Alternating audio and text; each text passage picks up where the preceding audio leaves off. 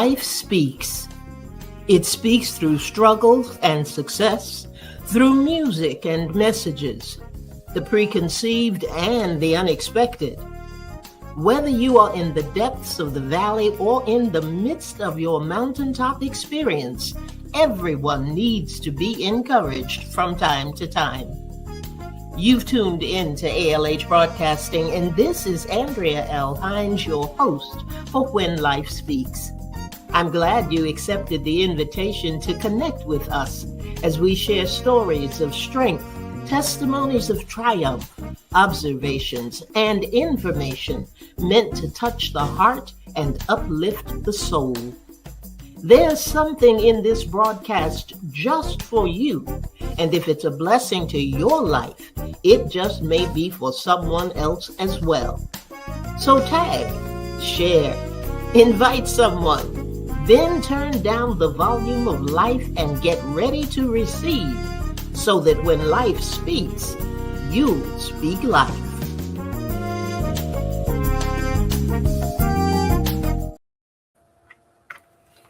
Good evening, and welcome to When Life Speaks. This is Andrea L. Hines, and I am your host. You have tuned in to ALH Broadcasting, and I sincerely hope you are ready for the topic that we have been covering in the last week, and we will be covering actually through the month of March, and that is the art of aging.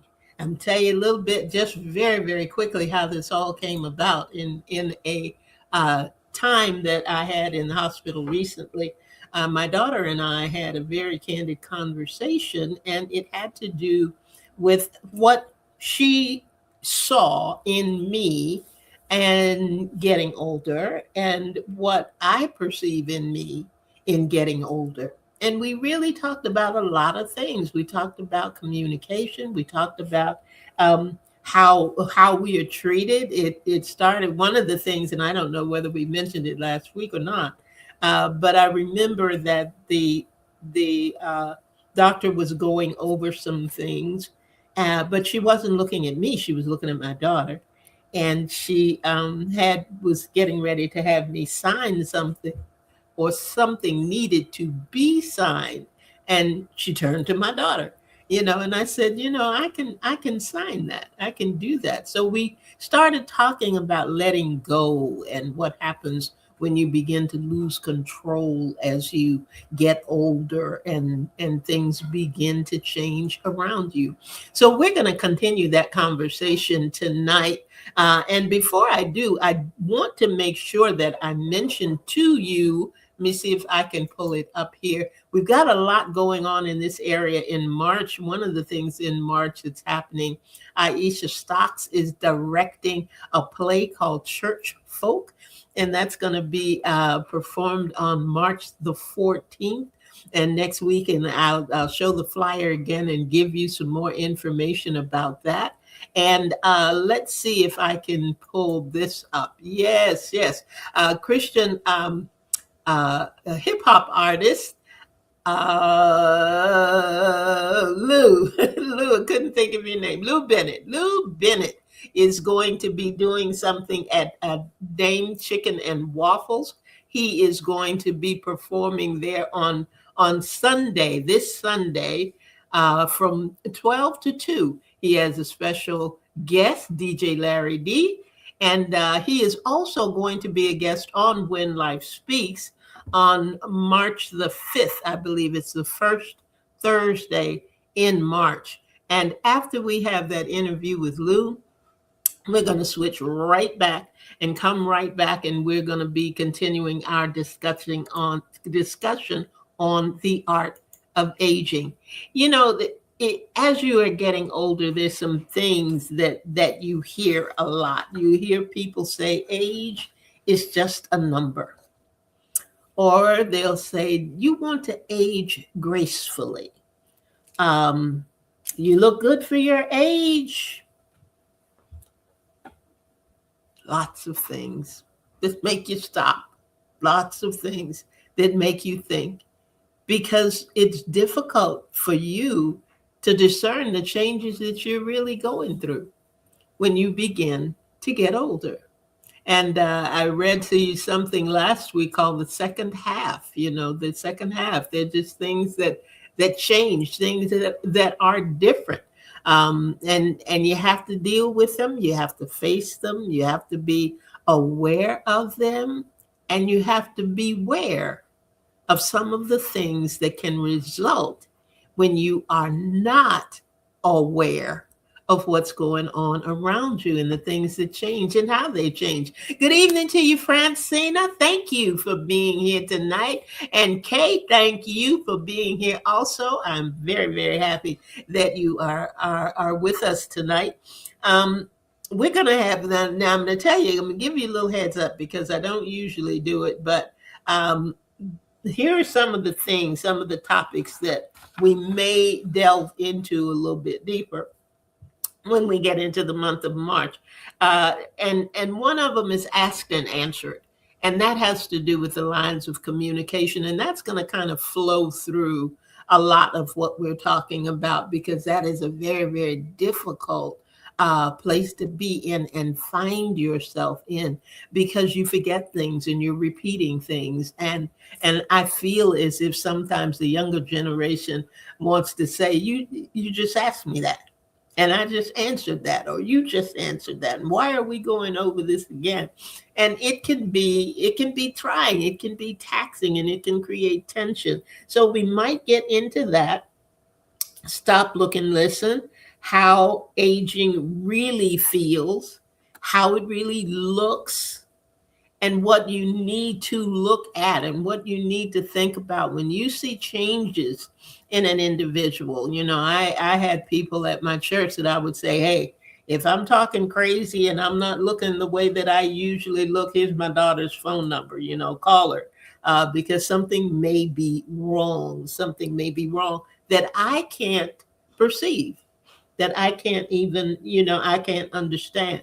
We had a good time last week talking about technology, how it affects us as we are aging, how to teach us if you're trying to teach us, and what our learning capacity is, and why we fear these things. We got a lot into fear and feelings when we talked the last time. So I really want to this is what I want to tell you. In March, we're going to talk about finding love later in life. I don't think you want to miss those two shows. They're going to be coming up. And we're going to hear from some adult children and how they feel. And we're going to talk to a couple of ladies that have found love later in life. And I think it's going to be an interesting conversation from what I have talked with them about in pre-show notes. I don't think you're going to want to miss either of those. So be sure that you are looking at the posts that will come out, because I'm going to be sure to put something out to let you know what it is we're going to be discussing. So keep that in mind. Keep that in mind. But tonight, I wanted to touch on mostly for the caregivers tonight. And we started talking last time about the weight of one, the weight falling to one. I don't care how many siblings are in a family. And please know that what I am sharing with you is either what I have been through or what people who have been through the situation and scenarios have shared with me. So there can be 9 children in a family, there can be 2. But the weight of caregiving, if it gets to that place, will usually fall to one. Doesn't have to be the oldest sibling, doesn't have to be the youngest sibling, but it will fall to one. And I asked my daughter when I was talking with her, I said, what is your immediate perception of beware and be aware? And she was right on the money, because beware, one word, has to do with caution, has to do with danger, has to do with warning. That's beware. But to be aware is to be observant. Take note of the things around you. And I will say this, if you're not taking note of the things around you, if you're not being aware, you're going to find yourself on the beware side, on the side where it is becoming a cautionary thing, where it is a place of warning, where it is a place where you find you've got to do something, you've got to adjust something, you've got to change something. So, you know me in acrostics, I like to do that. And this time I took beware, and there's six letters in beware, and I wanted to look very quickly at six things that you need to observe and six things that you need to take note of so that it doesn't get to a place where you are in a dangerous situation. Danger to your health, danger to your emotions, danger to being able to live in an environment that is comfortable, in an environment where there's not a lot of tension and a lot of toxicity. So, B, balance. You got to have balance. Caregivers and those who are needing care, you got to have balance. You've got to be able to prioritize things. One thing for sure, as a caregiver or one who is needing care, you have to understand that everything is not a priority. Everything may be important, but everything cannot be a priority. So you've got to be able to know how to schedule. You got to be able to ask the right questions. You have to be able to see some things that you may not have seen before. I had to ask my daughter, what are you seeing that's making you react the way that you are reacting? What is it that you see that I can't even feel? So those things are important. You have to have balance. You have to have time for a social a life. You have to have time for your health. You have to have time. Yep, you got those doctor's appointments you got to go to. There's a store you got to go to. You may have to change your route in going somewhere, and the way that you do things. Hey Victoria, thanks for being on tonight. I know you can add some things to this because we're talking a little bit tonight about beware, and we're talking about when you have to either find yourself in a position where you need care, or you are the one that is giving the care, and the things that we need to look out for, and the things that we need to be aware of. Hello there, Jacqueline. Thank you for joining us tonight. Glad to have you. So that balance becomes very, very important. And I have something, and I'm going to go ahead and read it now, because you know I always, when we do an E2 session, I always try to have something that is poetic. Hey, it just happens that way. But this says, I can speak with wisdom where others are concerned. I can tell my testimony and the lessons I have learned. I can believe in faith with others, connect with them in prayer, tell them when they stand in need, trust God. He's always there. People come to me for everything. Their perception is, I'm strong. Yet there are times, if truth be told, they couldn't be more wrong. While I can give encouragement to everyone I see, if I'm not careful, I'll be void when it comes to encouraging me. Unless I take time out for me, I'll have no strength to stand. God expects me to find balance to continue with his plan. Sometimes I need refreshing, time to just kick back, time to be free to take care of me, regroup, and just relax.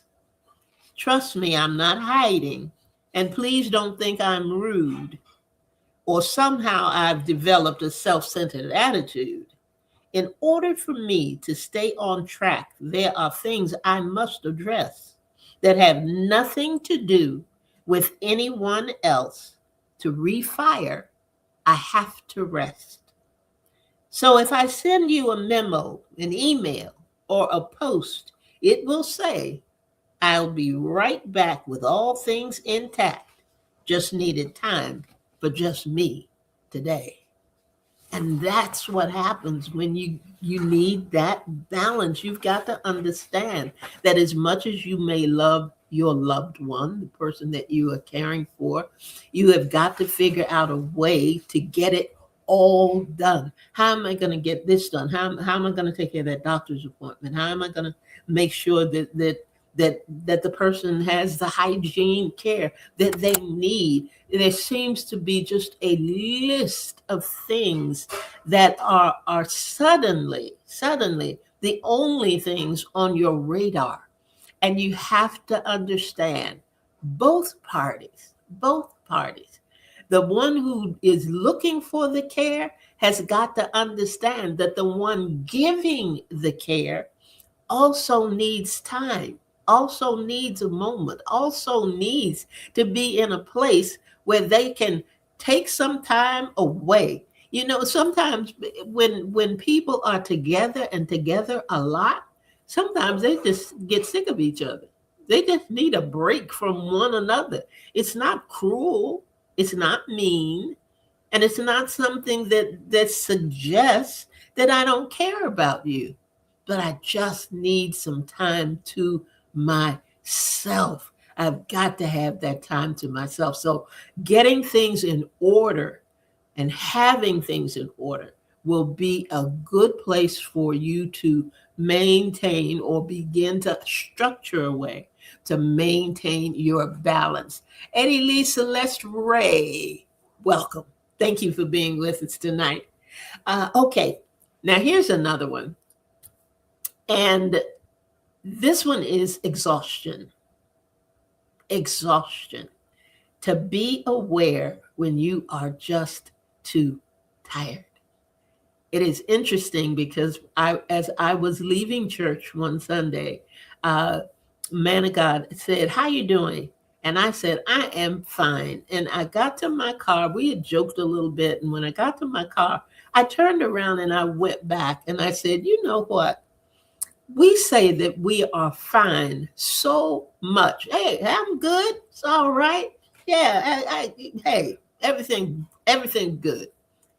We say it so much that we don't even recognize sometimes when it's not good, when we're not feeling well, when we are not feeling ourselves. And interestingly enough, that same day, that same day, I found myself in the emergency room uh, and had got heart failure, had been struggling. I'm not going to say I've been struggling with it, but I have been dealing with that for a while, a while.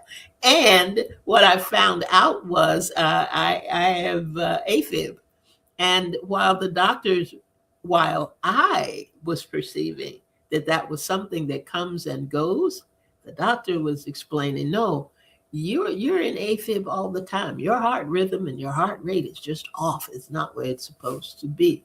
We've got to recognize when it's too much, when we're running on empty, when we are at a place where we are just exhausted, and take the time to rest. Take the time that you need for yourself so you can stay in balance, so you can stay healthy, so that you can be at a place where you can continue to do whatever you're doing to provide whatever care it is you are providing. Okay, let's see. Now here's another one, and Victoria, you might want to add something on this one. This is uh, the W I used was waves are unavoidable. Life is up and down. Life is up and down, and I am not going to try to recreate the wheel here. But Victoria and I and Ruth Griffin had the opportunity. On Sunday nights, we have a program called Authors Up, and we interview different authors and get them to share their books and tell us about their books. Well, on January 18th, and I'm giving you the date, January the 18th, if you go back through and scroll through ALH Broadcasting, you will find on January 18th, we interviewed a man named Daniel Miller, and he has written a book called The Way of the Wave. The Way of the Wave. And it's about learning to surrender to the ups and downs of life, letting go of control, practicing acceptance, and navigating life's currents.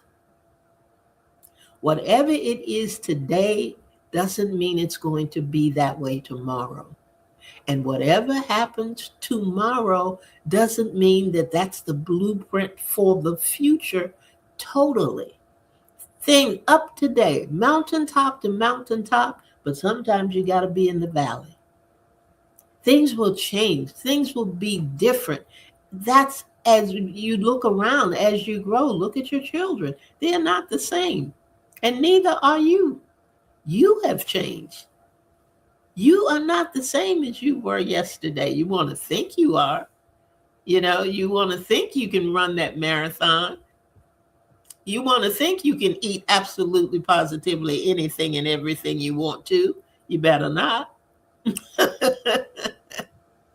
Things are changing, and it's okay when they're changed. The problem comes when we don't want to let go of where we are. We don't want to let go of the comfort level. We don't want to let go of the things that are familiar. And when we get in that space, we can't ride the wave. I'm not going to tell you everything that is in this book, but I will tell you this: it'll help you. It will help you through life. The Way of the Wave by Daniel Miller. And Victoria is saying it is a very good book. That it is. We've got to learn how to navigate this thing called life. Life, we say it a lot. Life happens. Yeah, life be life. Life just happens. But we don't have to let it just happen all the time. Sure, there are things that are going to be unexpected. But there are other things that if we are aware, if we are cautious, if we are really, really at a place to stop, look, and listen, if we are paying attention to the things around us, we can navigate. We can navigate through the tests and through the trials and through the storms. We can do that. We can do that. So be aware of the waves of life. Okay, let's see. I got 3 more that I want to give you. This one is an easy one, but it's difficult to do. Agree to disagree. Agree to disagree. Let me go back to something that Francina says, weighty, a heaviness that weighs you down, overwhelming at times. Overwhelming at times. Yes, ma'am. Yes, ma'am. Okay, agree to disagree. This goes in with that healthy communication that we have to have. If you have ever cared for someone, if you have ever had someone care for you long term, I'm talking more than just a cold. If you just live with another person, do you have to be right all the time? Is being right worth losing a relationship? It's okay to agree to disagree. You don't have to defend everything. You don't have to put yourself in a position of saying, well, that's just the way I am. How many times have you heard people say, that's just the way I am? And I believe this and I think it's this way, and you want the other person to change. Well, guess what? They are never going to. They have their own opinion based on their own environment, based on the way they grew up, based on a lot of things. And you're not necessarily going to change their mind. But you know what? It doesn't mean that you can't get along. It doesn't mean that you still can't be kind. It doesn't mean that you have to turn your entire life around. No, it's okay to agree to disagree. When you do that, you take the weight out, you take the heaviness out, you take the toxicity out, you take the tension out. All of those things can flatline. I'll put it that way. All of those things, all of those things. But you got to agree to disagree. You got to say, you know what? That's the way that you feel. I don't feel that way. It's okay. It's okay. Francina put be attentive. Oh, yeah, be attentive. Be attentive. Yep, that is something that goes along throughout, Francina. We have to pay attention to things that are around us and changes within people. You know, if someone is not acting or reacting in a manner that you are used to, it's okay to inquire if you care about that person. It's okay to ask, you okay? I mean, really, are you okay today? Do you feel okay today? Is something wrong that I can help you with? Let me know. Let me know. And the other person has to make it all right for you to do that. When I was on the air and had a TIA, someone called and said, "Hey, are you all right?" And I knew I wasn't all right. I knew that I wasn't all right. And I had the opportunity to tell them, "Hey, if something looks a little off, it may be a little off. You know, help me out, bring it to my attention because I may not even be aware of what it is and what's really happening." Hey, Bernice, good evening, lady. Thank you for being on with us tonight. So, yes, be attentive. That's part of that stop, look, and listen, Francina. Got to be attentive. That's part of being aware. You got to be attentive. Okay, let's see. Agree to disagree. We talked about this, but I'm going to add something to it since we talked about it a little bit before. Um, Rest and respect. I know that they don't seem to go together. I know they don't, it doesn't seem like they would kind of be in the same pot, if you will, or in the same bucket, or how you want to put it. But we have to have enough respect for one another to allow people time to rest, to recoup, to regroup, to refill whatever in the family that you need to do. Uh, we have to have enough respect for people to allow them to do that. They're not bad people because they want to take a nap. They're not bad people because they can't do what you want them to do the way that you want them to do it. And we talked about it last week. But that doesn't mean that we lose patience with one another. That doesn't mean that we, are at a place where we can't be honest, or can't say the things that we want to say, but we have to say them with respect. We don't have to cuss each other out. We don't have to be mean. We don't have to, you know, uh, uh, drag anybody.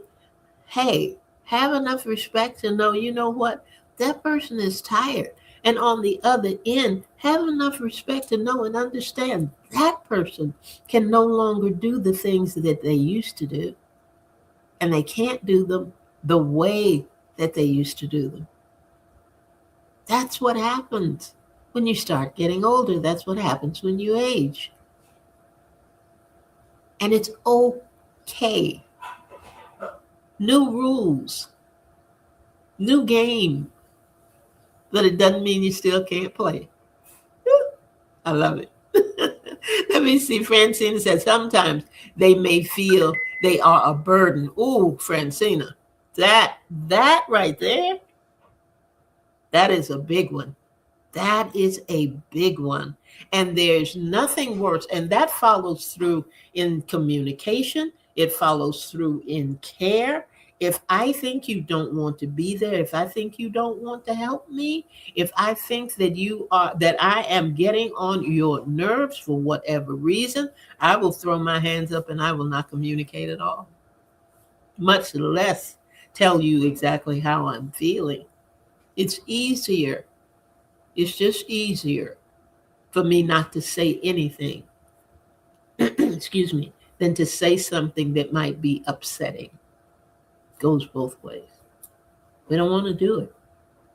We want to keep things as calm as we can, as nice as we can, but sometimes you end up suppressing some things that really, really, really can have a negative impact, not just on the care you give, but the care that you get. Okay? I've got something here. Oh, what is the name of the book by Daniel Miller? The name of that book is The Way of the Wave. And Victoria said she posted the link.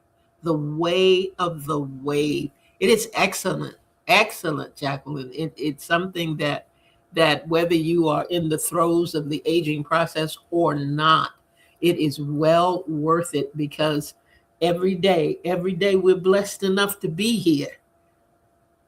We're gonna face a wave of life.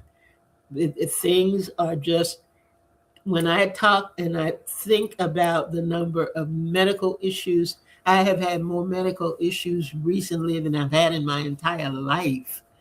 Things will change. We've got to know that.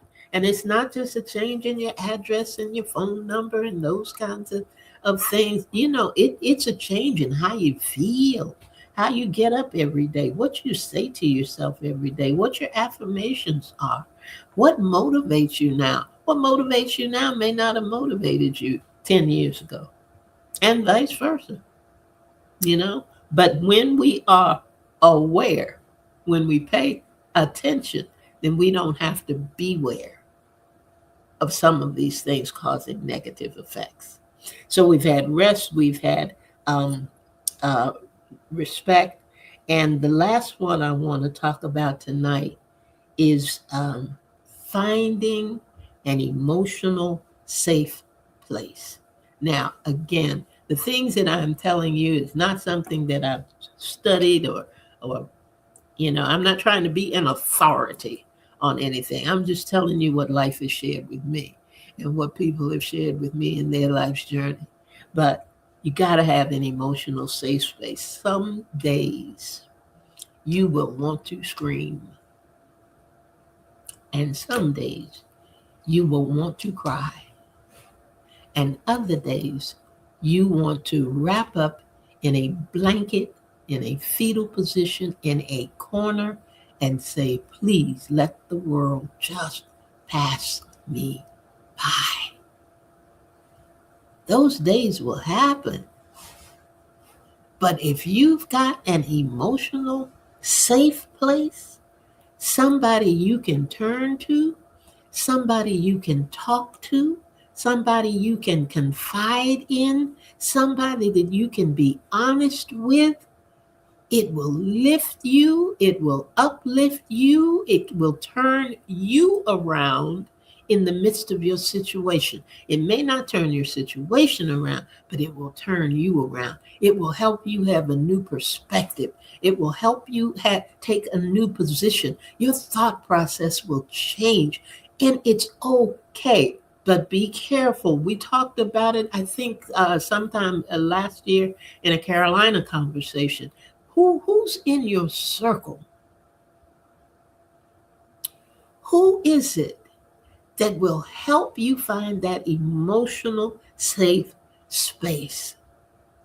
It may or may not be a pastor. It may or may not be somebody from church.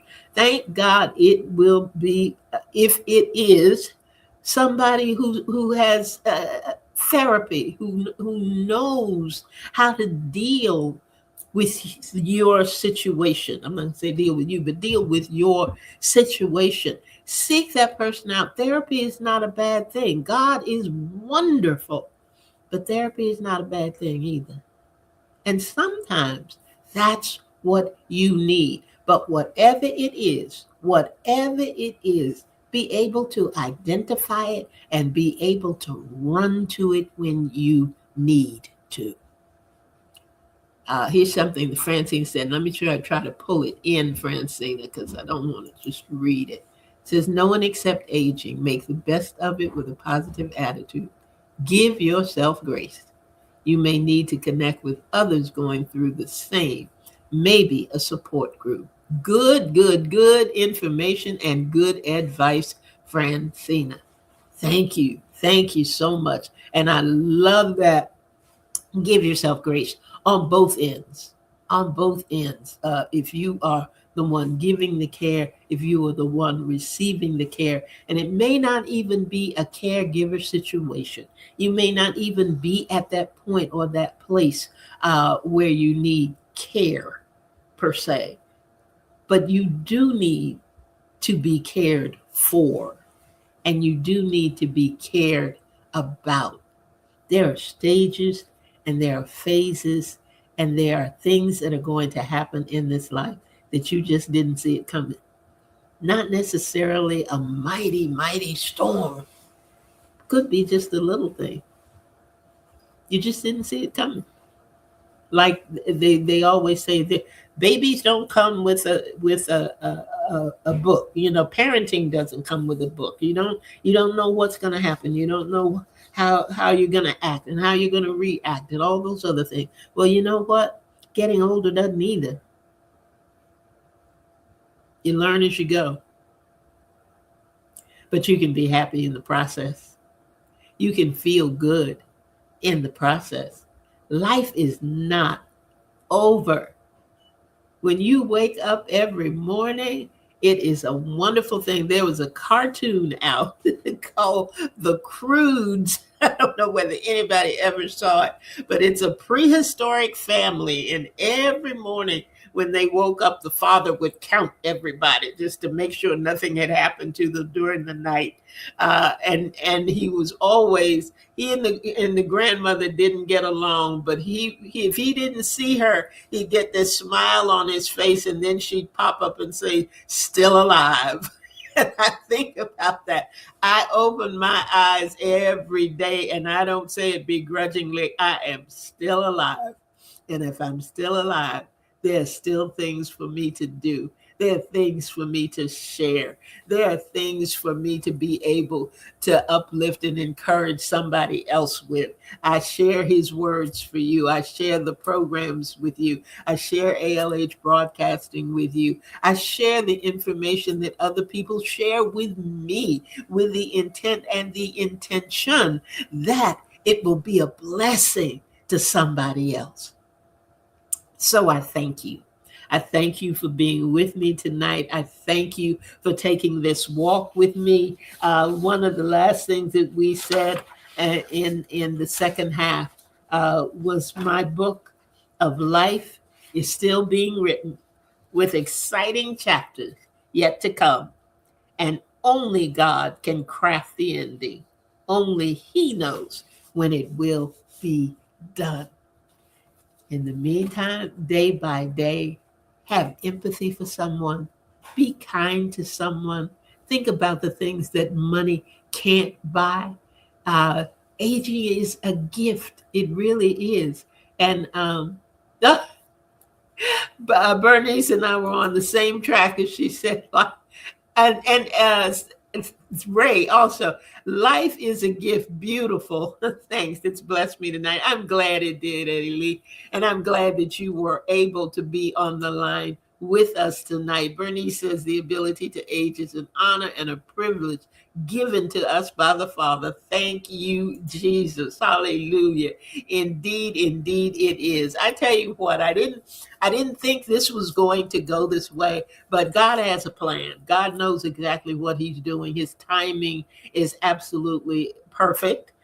He knows what we need, and He knows when we need it. So I thank all of you for being with me tonight. I'm looking forward to the discussions to come. It won't be just me in an E2, but it will be some other folks who are going to join me online. And look, if you have something that you want to share along these topics of aging and communication and technology, any of those things that are inevitable as we get older, be sure to contact me at speaklifewithandrea@gmail.com. That's speaklifewithandrea@gmail.com. And it will come up at the very end when our outro comes up, so that you can be sure to have that information. Well, that is it for me for tonight. Again, thank you for joining. Put When Life Speaks on your calendar, Thursday evenings at 7 p.m. And join us. Come back again. And when you come back, just be ready to turn down the volume of life. Be ready to receive so that when life speaks, guess what? You'll speak life.